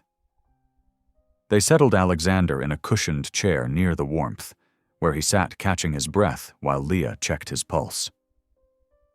"Now then," Preacher Elijah said, settling into his own chair, "tell me what brings you out on such a morning." Luke explained about Foreman Caldwell's visit, the missing money, and the accusations surrounding the disappeared timekeeper. His voice grew tight with tension as he described the threat of arrest, but he managed to keep his tone respectful. The preacher listened carefully, his weathered hands folded in his lap. When Luke finished, Elijah nodded thoughtfully. "I know Caldwell," he said. "He's rigid about rules, but he's not an unreasonable man. More importantly, his authority has limits." "What do you mean?" Luke asked, leaning forward slightly. "Railroad foremen can't actually order arrests," Elijah explained. "They can file complaints with the sheriff, but that requires evidence. If you're willing to face this honestly and work toward a solution, we can negotiate for more time." "I am willing," Luke said firmly. "I didn't take anything that wasn't rightfully mine." "I believe you, son," Elijah said, "and I'm willing to help mediate when Caldwell returns. My experience with previous railroad disputes might carry some weight." Alexander coughed then, a deep, rattling sound that had Leah quickly reaching for her medicine bag. As she helped him with the tonic, Elijah rose and moved toward his small kitchen. "You've had a long journey," he said. "Let me offer you some refreshment before you head back." Despite their protests that they didn't want to impose, the preacher soon had them gathered around his simple table. He served thick slices of fresh bread with butter, cheese, and hot tea. Meal was simple but filling, and Alexander managed a few small bites under Leah's watchful eye. "The important thing," Elijah said as they ate, "is to show good faith. Stay where you can be found, keep working with your father's care, and be ready to present your side of things calmly when the time comes." Luke nodded, some of the tension easing from his shoulders. "I can do that," he said, "especially if you're willing to help explain things to Caldwell." "More than willing," Elijah assured him. "We'll sort this out properly, with patience and truth." They finished their meal as the sun climbed toward noon.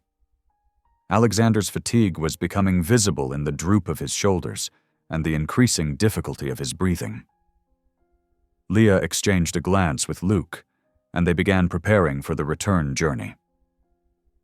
"God goes with you," Elijah said, as he helped them settle Alexander back in the wagon. "I'll be expecting Caldwell within the next couple of days, and I'll send word as soon as I've spoken with him." The return journey was slower than the morning's trip, as Alexander's strength was fading. Leah drove with extra care, avoiding every rut and bump she could.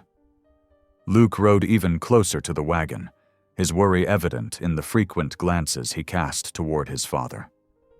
Scout seemed to sense the increased concern. He sat up straighter in the wagon, pressing his warm bulk against Alexander's side, as if lending his strength. Every so often, he would whine softly and nose at Alexander's hand until the old man roused enough to pat his head. The afternoon sun was lowering toward the western hills by the time they finally reached Alexander's cabin. Luke had ridden ahead to build up the fire and warm the interior.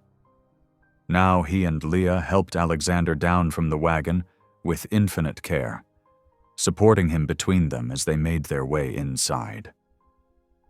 To everyone's surprise, Alexander raised a shaking hand to wave them off when they tried to guide him toward his bed. "The rocker," he whispered, "by the window. Want to see the sunset?" They helped him settle into the old wooden rocker, tucking blankets around him while Scout curled up at his feet. The failing sunlight streamed through the window, painting the cabin's interior in warm gold. Alexander's face, though drawn with exhaustion, held a peaceful expression as he gazed out at the changing sky. Luke moved quietly around the cabin, helping Leah put away the medical supplies and prepare a light supper. The familiar domestic sounds filled the small space. The soft clink of spoons, the crackle of the fire, Scout's contented sighs from his place by the rocker. As the sun dipped lower, casting long shadows across the cabin floor, Luke approached his father's chair. He stood for a moment, watching the golden light play across Alexander's tired face. "Thank you, Pa," he said softly, the word coming easier now. "For making the trip, for trying to help make this right." Alexander's hand trembled as he reached out to touch his son's arm. No words were spoken, but something shifted in the air between them, like ice beginning to thaw in spring sunshine. Leah busied herself at the stove, giving father and son this moment of privacy. Scout's tail thumped gently against the floorboards, marking time as the sun sank lower and the first stars began to appear in the darkening sky. The day's journey had taken its toll on Alexander's strength, but as Leah watched him sitting there in the fading light, his son standing close beside him, she saw something else as well. Hope, as fragile and precious as the last rays of sunset touching their faces through the cabin window. They had won a reprieve, a chance to face the railroad's accusations with dignity and truth. More importantly, they had won another day together, another step toward healing the long breach between father and son. Whatever tomorrow might bring, this moment held its own kind of miracle, a family finding its way back to wholeness, one small gesture at a time. The cabin settled into evening quiet, wrapped in the peace of shared understanding and newfound trust. Outside, the sky deepened to purple, then to star-studded black, while inside, the fire's warm light held them all in its gentle embrace. The sick man in his rocker, the son standing guard, the faithful dog at their feet, and the frontier nurse who had helped guide them to this moment of grace. Dawn painted the eastern sky in gentle pastels as Leah stirred the morning fire to life. The familiar sense of coffee and frying bacon filled Alexander's small cabin, mingling with fresh biscuits warming on the stovetop. She had risen earlier than usual, determined to prepare a proper meal for all of them. Something had shifted yesterday, something precious and fragile that deserved nurturing. Luke was already outside, having insisted on doing the morning chores. Through the window, she could see him carrying fresh water from the stream, his breath visible in the cool morning air. Scout trotted faithfully at his heels, helping in his own way by carrying a small bucket. "Smells mighty fine in here," Alexander said from his bed, his voice stronger than it had been in days. "Reminds me of better times." Leah turned from the stove, pleased to see more color in his cheeks. "How are you feeling this morning?" "Better than I ought to," he replied, pushing himself to sit up straighter. "Reckon I might manage to sit at the table today." Luke entered then, carrying the water bucket. "Morning, Pa," he said, the word coming naturally now. "Need some help getting up?" Alexander nodded, accepting his son's strong arm as he rose carefully from the bed. Together they made their slow way to the table, while Leah set out plates and cups. Scout watched attentively, ready to steady Alexander if needed, though Luke's grip remained sure and gentle. "Luke," Alexander said once he was settled, "would you mind sitting here beside me? Been too long since we shared a proper meal." Fleeting shadow crossed Luke's face, perhaps remembering all the meals they had missed, but he pulled out the chair and sat down. "Yes, sir, I'd like that." Leah served them generously, crispy bacon, fluffy biscuits with butter and honey, scrambled eggs with herbs from her garden, and strong coffee. The abundance seemed to surprise them all, as if they had forgotten what it meant to sit down together in plenty. "Remember that time," Alexander began hesitantly, "when you were maybe 7 or 8, And you tried to cook breakfast yourself?" Luke paused with his coffee cup halfway to his lips. "The day I nearly burned down the cabin? That's the one." Alexander's eyes crinkled at the corners. "You were so proud of that fire you built." "Too proud," Luke admitted, and suddenly he was chuckling. "Mama came running in with a bucket of water, screaming about smoke signals visible clear to town. And instead of putting out the fire," Alexander continued, his own laughter wheezing but genuine, "she dumped that whole bucket right over your head. Said if I was old enough to play with fire, I was old enough for a cold morning bath," Luke finished, shaking his head at the memory. Leah watched in quiet joy as they shared the story, seeing how the simple act of remembering something good began to soften the hard edges between them. Even Scout seemed to sense the change, his tail thumping steadily against the floor as he moved from one to the other, accepting gentle scratches behind his ears. After breakfast, Luke insisted on helping Leah with the dishes before turning his attention to the cabin's fence. Several posts had worked loose during recent storms, and the rails needed securing. Leah joined him outside, carrying 2 mugs of fresh coffee. "Thank you," he said, accepting one of the mugs, "for everything you've done for him, for us." Leah settled on a nearby stump, watching as Luke worked the post hole deeper. "Your father loves you very much," she said simply. "He's carried that love, and his regret, for 20 years. Luke's hands stilled on the shovel. "I know that now. Wish I'd known it sooner." He drove the tool into the earth with particular force. "Wasted so many years being angry." "It's never too late for forgiveness," Leah said gently. "Sometimes the hardest person to forgive is yourself." Luke nodded, considering her words as he tamped earth around the straightened post. They worked together in comfortable silence, securing rails and mending weak spots. Through the cabin window, they could see Alexander dozing in his chair, Scout curled protectively at his feet. By mid-afternoon, the fence repair was complete, and Leah turned her attention to preparing their evening meal. The savory scent of meat stew filled the cabin, complemented by fresh cornbread baking in the Dutch oven.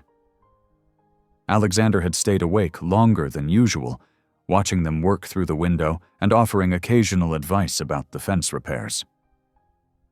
"Might be time to try. Sitting up proper for supper," he announced as the sun began its westward slide. Luke helped him to the table again, this time without hesitation. They all noticed how Alexander's breathing seemed easier, his movements more sure. When Leah served the stew in deep bowls, accompanied by thick slices of golden cornbread, Alexander managed several steady spoonfuls before pausing to rest. Scout settled himself beneath the table, his head resting contentedly on Luke's knee. Every so often, Luke would slip him a morsel of meat, earning a gentle tail thump in response. The dog's presence seemed to bridge any remaining awkward silences, his simple devotion a reminder of what had brought them all together. As evening settled around the cabin, Leah reached for the worn Bible that sat on the shelf near Alexander's bed. It had become their routine to read before night fell, though until now, Luke had always remained silent during these moments. "Would you like to read tonight?" she offered, holding the book out to him. Luke hesitated only briefly before accepting it. "I remember some verses," he said, his voice soft with memory. "Pa used to read them to me when I was small." He opened the Bible carefully, its pages well-worn and familiar despite the years away. Finding the passage he sought, he began to read. "The Lord is my shepherd, I shall not want." His voice grew stronger as he continued through the 23rd Psalm, the ancient words of comfort filling the cabin. Alexander closed his eyes, listening to his son's voice with an expression of profound peace. Even Scout lifted his head, ears pricked forward at the sound of Luke's steady reading. When the last words faded into the gathering darkness, Alexander opened his eyes. "This day," he said slowly, each word weighted with emotion, "has been a gift I never expected to receive." Leah felt tears prick at her eyes as she watched Luke reach across the table to clasp his father's hand. The simple gesture spoke volumes about how far they had come in such a short time.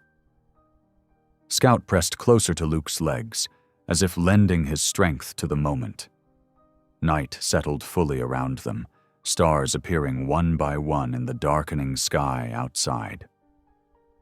Inside the cabin, the lamplight cast a warm glow over the scene. Father and son with hands still joined across the table, the faithful dog at their feet, and Leah watching over them all with a heart full of hope. The silence that fell was comfortable now, free from the tension that had marked their earlier days together. It was the silence of family, of understanding, of forgiveness freely given and gratefully received. As Leah began preparing for bed, she offered a silent prayer of thanksgiving for this day of small miracles and healing hearts. Dawn brought a bitter change to the ridge. The wind shifted suddenly from the north, carrying an unseasonable chill that rattled the cabin's window panes and whistled through every crack in the weathered logs.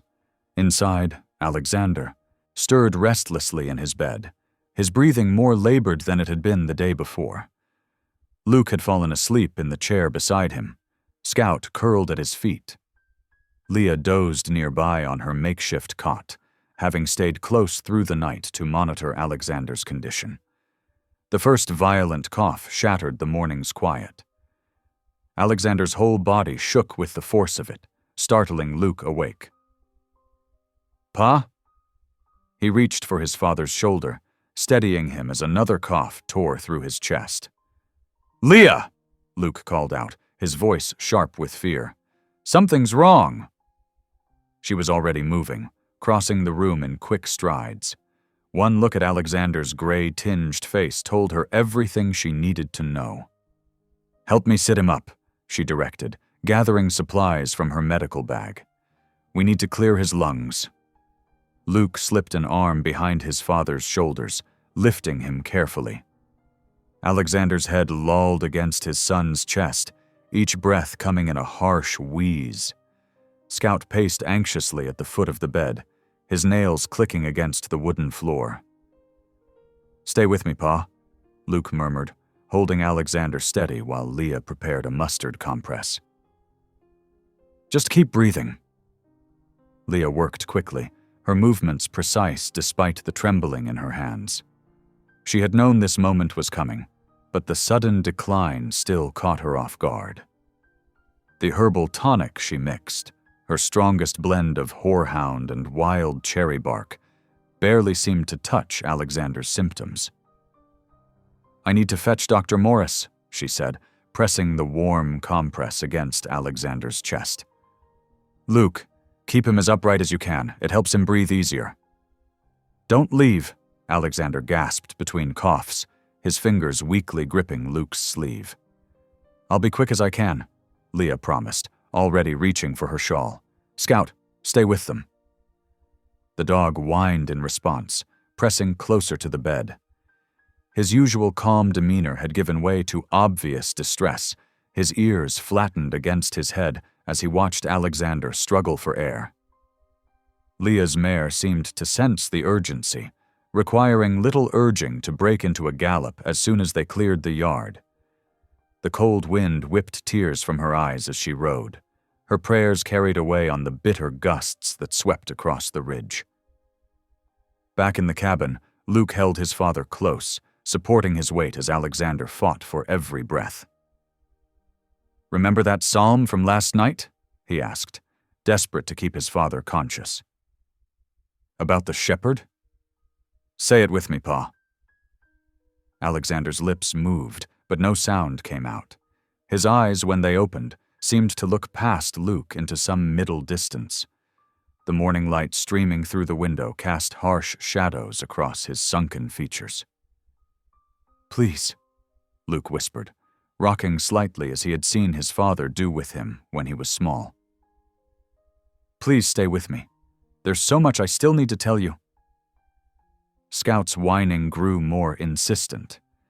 He pressed his nose against Alexander's hand, then Luke's arm, as if trying to bridge the space between them. The wind outside grew stronger, rattling the cabin door in its frame.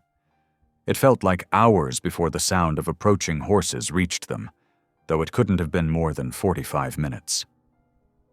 Dr. Morris burst through the door with Leah close behind, bringing a blast of cold air with them. "Let me see him," the doctor ordered, already shrugging off his coat. His weathered face grew grave as he examined Alexander, listening to his chest and checking his pulse. "How long has he been like this?" "Since dawn," Luke answered, still cradling his father. "He was better yesterday. We thought—" He couldn't finish the sentence. The doctor's expression said everything he couldn't bear to hear. "Son," Dr. Morris said gently, "your father is entering his final hours. The damage to his lungs is too severe."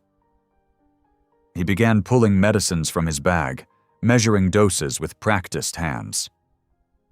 "This will ease his breathing some, make him more comfortable, but—" "No," Luke's voice cracked. "There has to be something else you can do. Please, he can't. We just found each other again."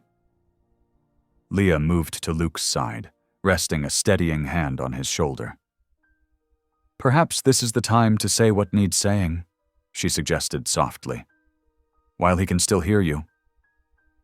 Alexander's eyes fluttered open at the sound of their voices. His breathing had eased slightly with the doctor's medicine, but his skin held an alarming bluish tint. "Luke," he whispered, the name barely audible. "I'm here, Pa." Luke leaned closer, his tears falling onto his father's nightshirt. "I'm right here. Stay awake, please. I need to tell you. I was wrong about everything. About you leaving us. About thinking you didn't care. I was so angry for so long, and now—" A violent tremor ran through Alexander's body, cutting off Luke's words. Scout began pacing more frantically, moving from the bed to the door and back again. The doctor and Leah worked together, trying to stabilize Alexander's breathing, but his decline continued steadily as the day wore on. By late afternoon, Alexander had slipped into unconsciousness. The cabin grew darker as heavy clouds rolled in, matching the somber mood within. Luke refused to leave his father's side, speaking softly of memories from his childhood, fishing trips, tracking lessons, stories by the fire. "Remember teaching me to read by lamplight?" he asked, his voice rough with emotion. "You'd work all day, but you never said no when I asked for a story. I should have remembered that. Should have known what kind of father you really were." The wind howled outside, drowning out the sound of Alexander's shallow breathing. Scout, who had grown increasingly agitated as the day progressed, suddenly lifted his head and stared at the door. His entire body tensed, as if listening to something only he could hear. Without warning, the dog sprang to his feet and bolted for the door. He scratched, frantically at the wood, until Leah opened it, then disappeared into the gathering darkness beyond. "Scout," Luke called out, moving to follow. "Come back." Leah caught his arm before he could reach the door. "Let him go," she urged. "Your father needs you here." "But he's all we have left of—" Luke's voice broke. "What if he doesn't come back this time?"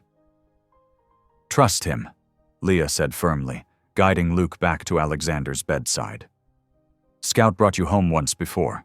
Whatever he's doing now, he has his reasons." The night deepened around them. Dr. Morris dozed in the corner chair while Leah tended to Alexander's needs. Luke sat holding his father's hand, watching the slight rise and fall of his chest that proved he still clung to life. "I missed my chance," Luke whispered to Leah as the last light faded outside. "All these years wasted, and now when I finally understand, he can't even hear me anymore." Leah's heart ached at the raw pain in his voice. "The heart hears what the ears cannot," she assured him, though her own eyes were bright with tears. "Keep talking to him. Keep loving him. That's all any of us can do now." The wind continued its mournful song across the ridge as they settled in to wait, watching over Alexander's still form. Scout's absence left a palpable void in the cabin, his mysterious departure adding another layer of loss to their vigil. Outside, clouds obscured the stars, and the darkness pressed close against the window panes, as if the night itself held its breath, waiting to see what morning would bring. A thin gray light crept through the cabin windows, heralding another dawn. Luke's eyes burned from the long night's vigil, but he couldn't bring himself to sleep. Not now. Not when each shallow breath his father took might be his last. The floorboards creaked softly as Leah moved about the cabin, preparing hot water for fresh compresses. Steam rose from the kettle, carrying the sharp scent of medicinal herbs. Dr. Morris had left shortly after midnight, promising to return by noon, though his expression had held little hope. "The stove's getting low," Leah murmured, rubbing her arms against the pre-dawn chill. "I'll add more wood." Luke nodded without looking up, his attention fixed on Alexander's face. The pale morning light cast deep shadows beneath his father's sunken cheeks. His breathing came in irregular whispers, barely stirring the thin blanket across his chest. "Should have been here sooner," Luke said quietly, more to himself than to Leah. "All these years wasted because I was too stubborn to ask questions, too angry to listen." Leah paused in her work, watching as Luke adjusted the blanket over his father's shoulders with gentle hands. The tenderness of the gesture stood in stark contrast to the hardened ranch hand who'd arrived just days ago. "Keep talking to him," she encouraged, moving to stoke the fire. "Even if he can't respond, your words matter." Luke drew a shaky breath, his calloused fingers wrapping around his father's limp hand. "I was wrong about you, Pa. So wrong it shames me to think on it." His voice grew rough with emotion. "That story I believed about you abandoning us, I should have known better. The man who taught me to track, to read, to pray, that man wouldn't just walk away." The cabin filled with warm, crackling sounds as Leah added wood to the stove. Outside, wind whistled through the eaves, carrying memories of winter's bite despite the advancing spring. "Remember that Christmas when I was 7? Luke continued, his thumb unconsciously rubbing circles on his father's palm. "You'd trapped all fall to save money for presents, but then that blizzard hit, and you gave everything we had to that starving family passing through." He swallowed hard. "I was so mad about not getting my new boots, but you sat me down and explained about choosing between wants and needs, about how helping others was the truest form of prayer." Leah quietly prepared the hot compresses, letting Luke's words fill the space between them. His voice grew stronger as he spoke, as if each memory shared lifted some invisible weight from his shoulders. "When Ma remarried, told me you'd run off." Luke's words caught in his throat. "I let that anger eat at me for 20 years.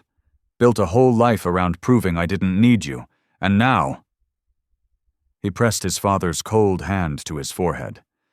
"Now I'd give anything for one more day, one more chance to do it right."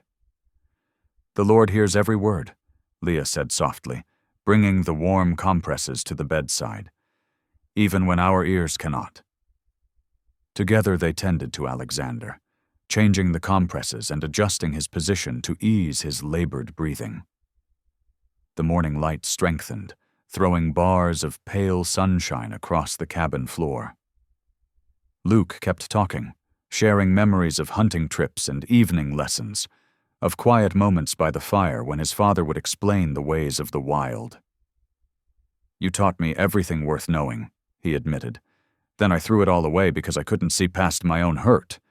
Some son I turned out to be. "You're here now," Leah reminded him, resting a comforting hand on his shoulder. "That's what matters." Around mid-morning, Alexander stirred slightly. His eyes fluttered open, unfocused but seeking. Luke leaned closer, hope flaring in his chest. "Pa, can you hear me?" Alexander's lips moved, but no sound emerged. His fingers twitched weakly in Luke's grasp, as if trying to return his son's grip.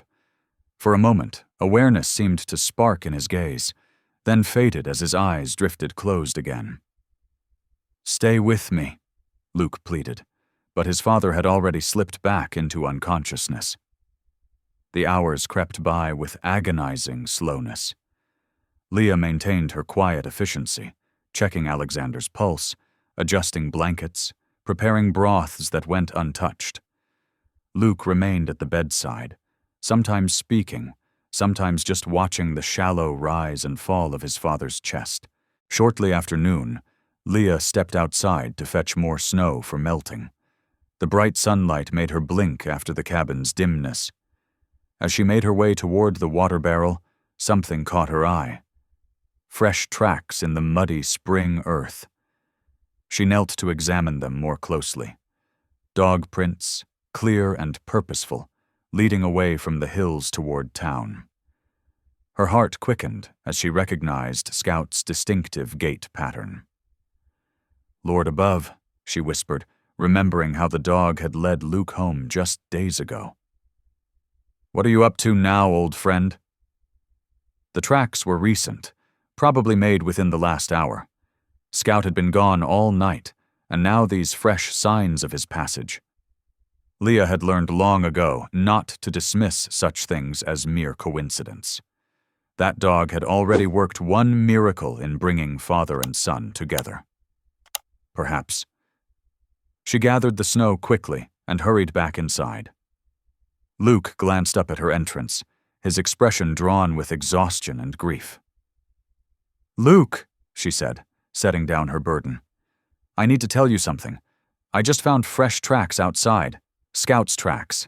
He's headed toward town." "What of it?" Luke asked dully. "He's been gone since yesterday." "These tracks are new," Leah insisted. "Made this morning. And remember how he found you before? How he wouldn't leave you alone until you followed him here?" A spark of interest flickered in Luke's tired eyes. "You think he's up to something?" "I think," Leah said carefully, "that Scout has never done anything without purpose where your father is concerned. Those tracks were clear and straight, like he knows exactly where he's going." Luke straightened slightly, hope warring with despair on his face. "But Pa, I can't leave him now. Not like this." "I'm not suggesting you do," Leah assured him. "I'm just saying, well, maybe we should pay attention. Scout brought you home once when it seemed impossible. Perhaps he's not finished yet." Luke turned back to his father, studying the wan face that had aged decades in mere days. "Do you really think—" "I think faith opens doors we never knew existed," Leah replied, "and I think that dog has more wisdom than most people I know." Outside, the spring sun climbed higher, warming the mud where Scout's tracks led away toward town. Inside the cabin, Luke held his father's hand and allowed himself to wonder if miracles might come in pairs. But what could Scout be looking for in town? Luke wondered, pacing the small space between the bed and stove. "Everything Pa owns is right here in this cabin." Leah adjusted the compress on Alexander's forehead. "Sometimes the Lord works in ways we can't understand. That dog's already proven he has a purpose." The afternoon crawled by with agonizing slowness. Alexander's breathing grew more labored, each shallow gasp seeming to take more effort than the last. Luke divided his attention between watching the door and his father's pale face, hope warring with despair in his heart. "Stay with us, Pa," he whispered, re-wetting the compress. "Just a little longer." The sun began its slow descent toward the western ridge, painting the cabin walls in amber light. Leah had just stepped away to stoke the stove when they heard it. The scratch of claws on wood, followed by urgent whining. The door burst open, and Scout bounded in. His fur was caked with mud, his sides heaving from exertion. But it was what he carried that made Luke's breath catch. A small leather satchel, weather-worn and familiar, gripped carefully in his teeth. "Good Lord," Luke breathed, dropping to his knees. "That's Ma's medicine bag. I haven't seen it since—" Scout padded forward, tail wagging hopefully as he presented his find. Luke's hands trembled as he took the satchel, memories washing over him, his mother storing herbs inside, writing her recipes, keeping special things safe from his curious childhood fingers. "Where did you find this, boy?" he asked hoarsely, running his thumb over the worn leather. Leah moved closer, watching as Luke worked the ancient brass clasp. "What's inside?" The satchel's flap fell open, revealing a folded piece of paper, yellow with age but preserved by the oiled leather. Luke recognized his mother's flowing script immediately, and his heart lurched. "It's a letter," he said, voice thick with emotion. "From Ma." Leah steadied his shoulder as he unfolded the brittle paper. The afternoon light caught the faded ink as Luke began to read aloud. "My dearest Luke, if you're reading this, I've passed on, and it's time you knew the truth about your father. Alexander never abandoned us. The fault was mine, my fear and foolishness that tore our family apart. That terrible winter when the blizzard took him, I truly believed him dead. Grief and desperation drove me to marry Thomas, thinking I needed a man's protection to survive. When Alexander returned months later, alive but changed by his ordeal, I was too ashamed to face what I'd done. Thomas was a violent man, quick to anger. When Alexander discovered this and tried to rescue us, Thomas threatened to kill him if he ever came near.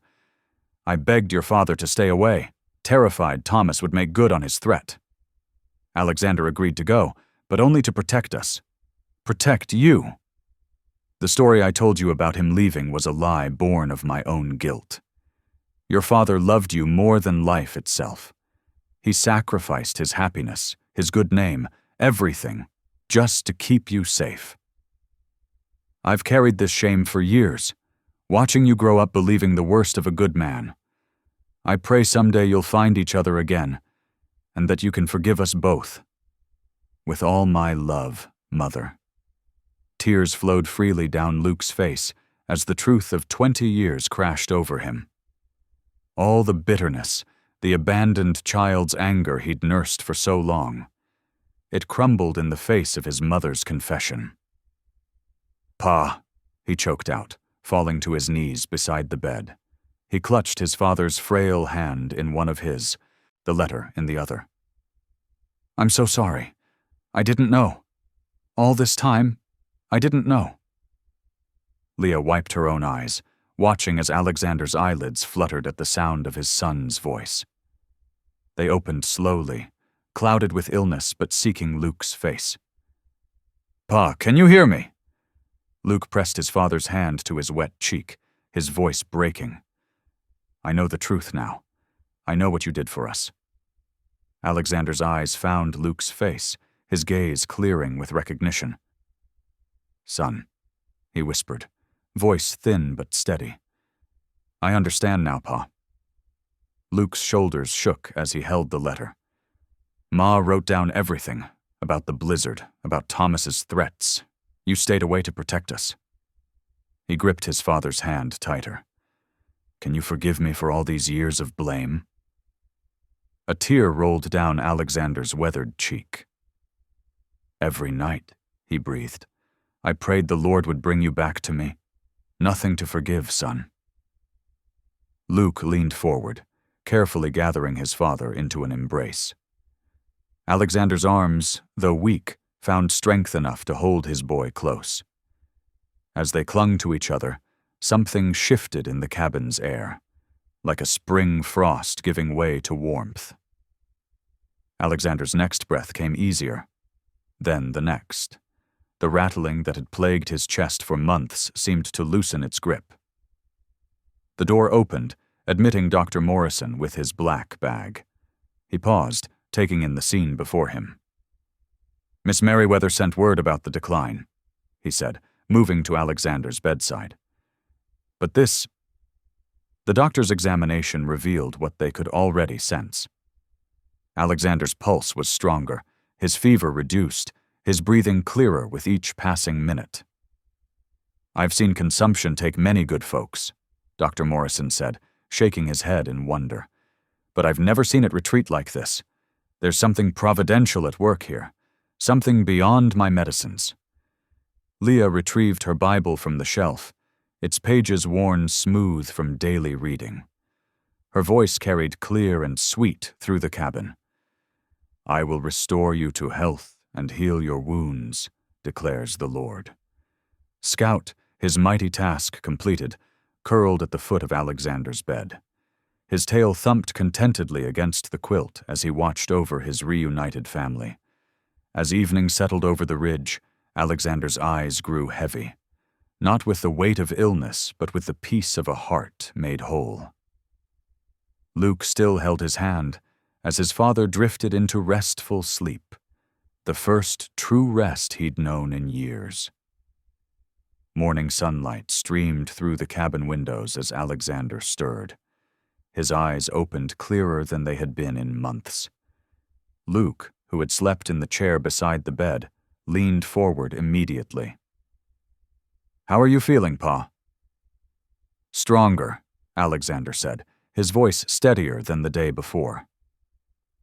With Luke's help, he managed to sit up against the headboard, something that would have been impossible just days ago. Leah brought a steaming bowl of broth. "This is remarkable," she said, watching Alexander hold the spoon without shaking. "The Lord's healing hand is surely at work." Throughout the morning, Luke sat close, asking gentle questions about the years they had lost. Alexander spoke of mountain trails and trap lines, of searching for word about his son whenever traders passed through. 2 days passed in peaceful rhythm.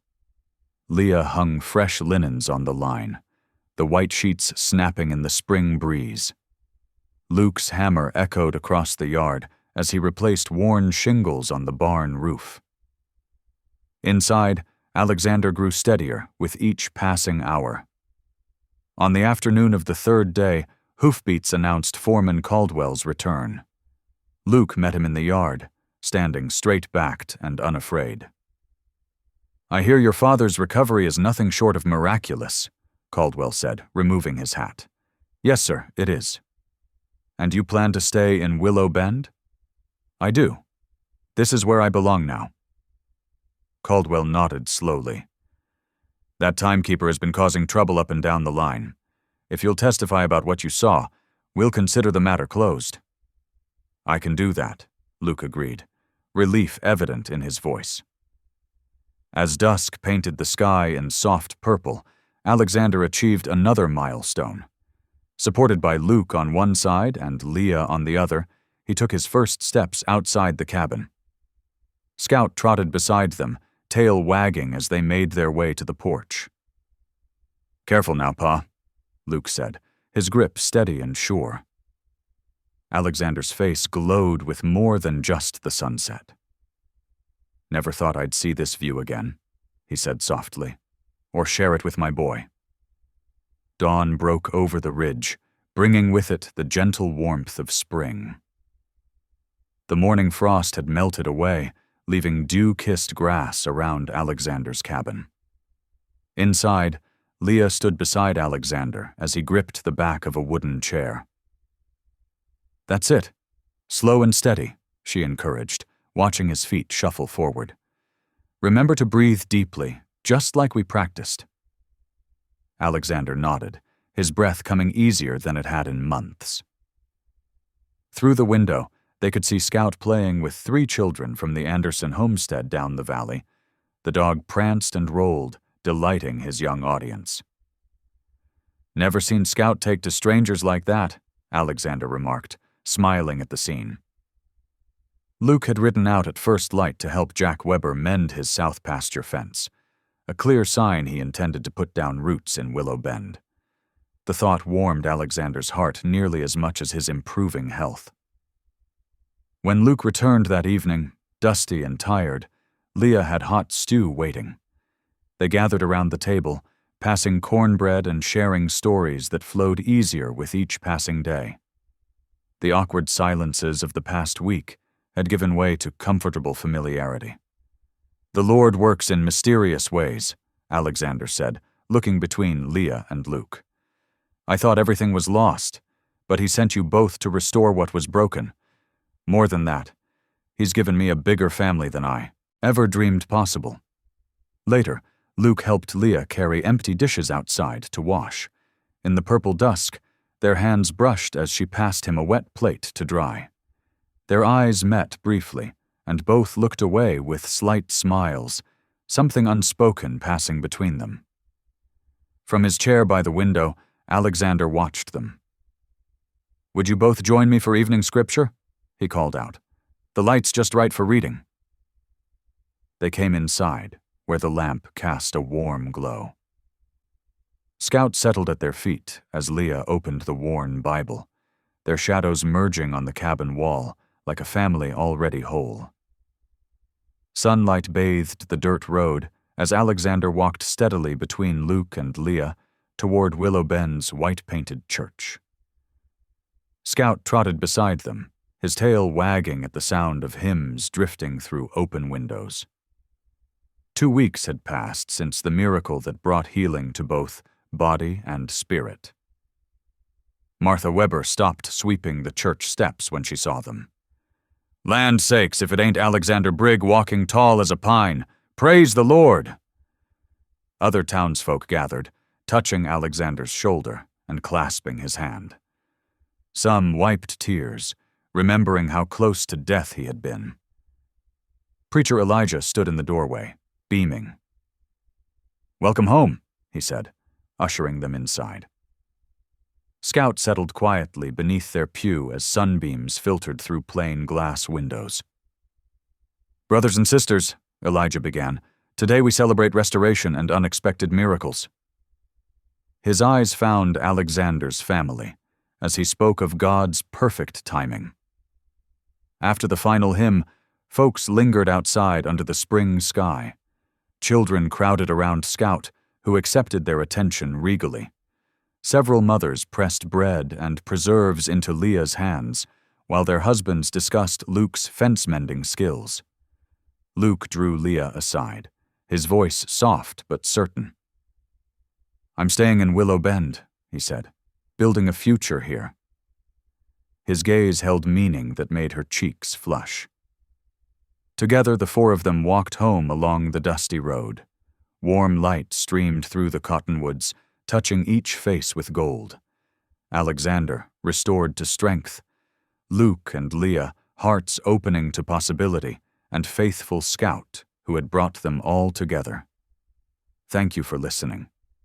Stories connect us in the most unexpected ways. If you felt that spark today, make sure you're subscribed. I share a new one daily, and the next might change your day.